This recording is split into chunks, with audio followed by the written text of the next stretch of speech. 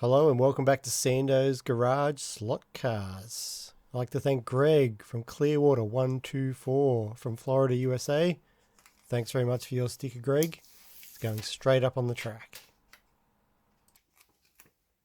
Starting to get a nice sticker collection happening around this track now. Also a reminder, if anyone wants a Sando's Garage sticker, the email's in the channel description there. Send on an email and I'll try to post some stickers out. Limited supply only. 402 subscribers. Thanks very much for everyone who's subscribed to this channel. Really appreciate it. So just a recap from the previous video, I received the DAS slot car box, as we know, the unpackaging of it. This is just a recap of what I received in the box itself, the timing system, the software. Is a separate download which you can download for free. These are all the parts that you need to run this timing system.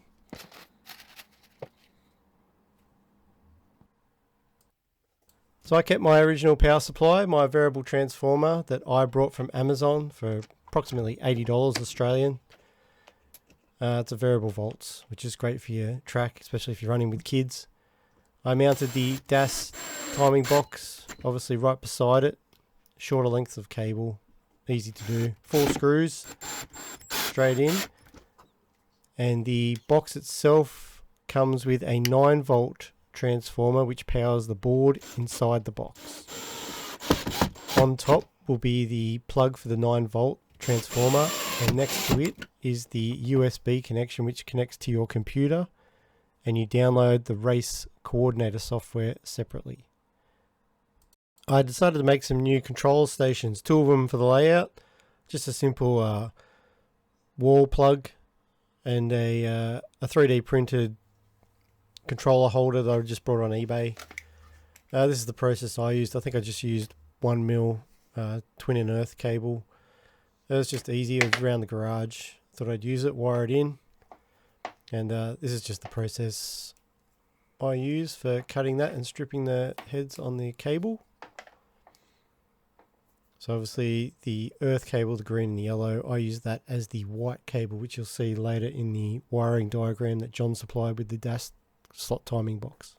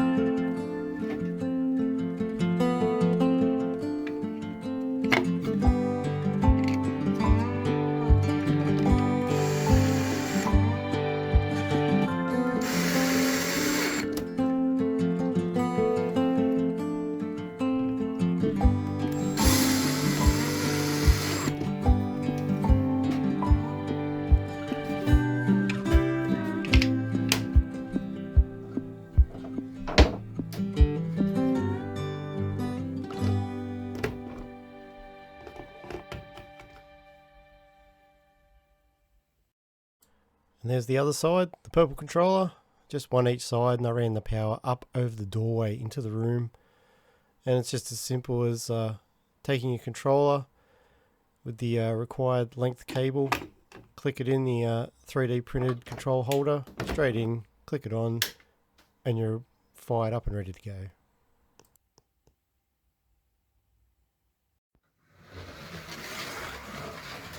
So I highly recommend checking out John's channel of the timing box install and configure. It's a step-by-step process and it's fantastic. And here's the wiring diagram as well. Remember back to the previous video, I drilled two 5mm slots straight into the slot itself, right through, nice clean holes. You want the LEDs to face upwards. These are the clips that John supplied, where the LED fits through the hole and the clip slides over and locks it in place. As you know, my track is only 2 lanes, but it did come with 4 sensors. And it's just a matter of covering up those other 2 sensors so you don't get a read, even though you haven't screwed them into your terminals anyway. But I just slid them up into the base of the track. Then between the 2 positive and negative, you slide the clip and it locks the LED facing upwards in place. Great little invention, John. And so easy to do.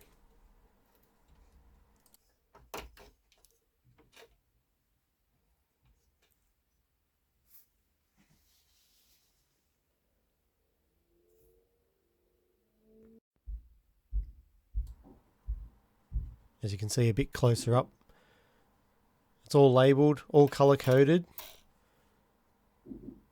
And see how the LED clips in, or photo transistor.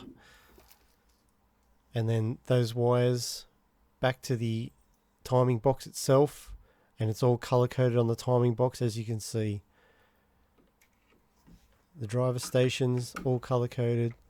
Track call button, which I installed too, which is a fantastic addition. It allows you to bring out a yellow flag if a car deslots or crashes. Cuts the power to the track. You can recover the car. Hit the button again, and it counts down from 5 and restarts the race. Great little invention, that.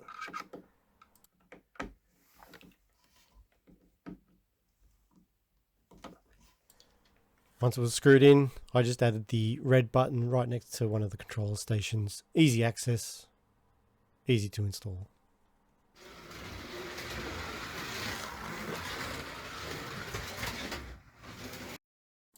There's a view of the top of the box, USB to computer, and a 9-volt power supply which powers the board inside the box. And as you saw before, there's the driver station connections underneath. That was how I wired it, with 2 terminal blocks, obviously green and purple. I named them, kept it separate, and just a matter of following that wire diagram to power your track.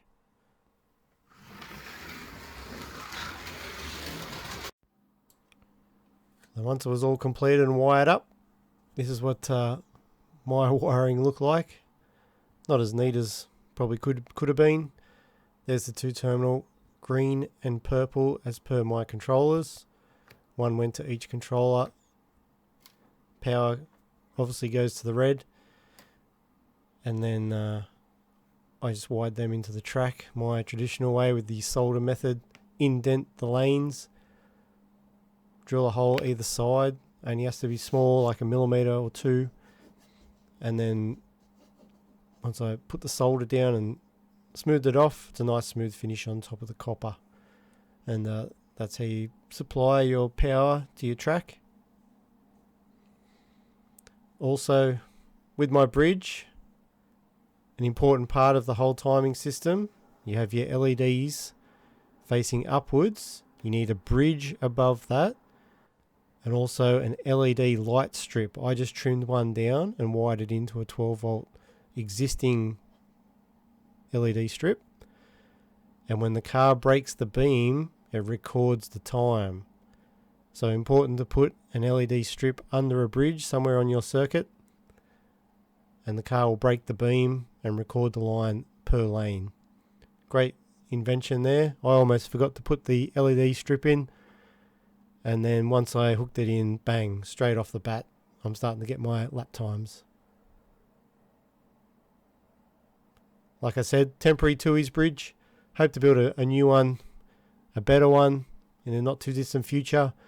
And those two red and black cables wiring into the above LED strip, I'll probably incorporate into the like a Tui's lap tower, which had the score on it.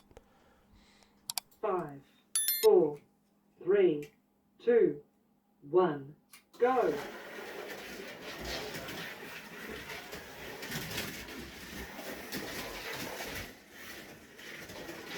New lap record.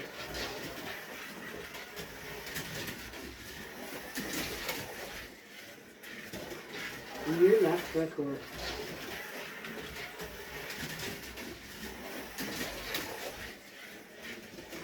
New lap record.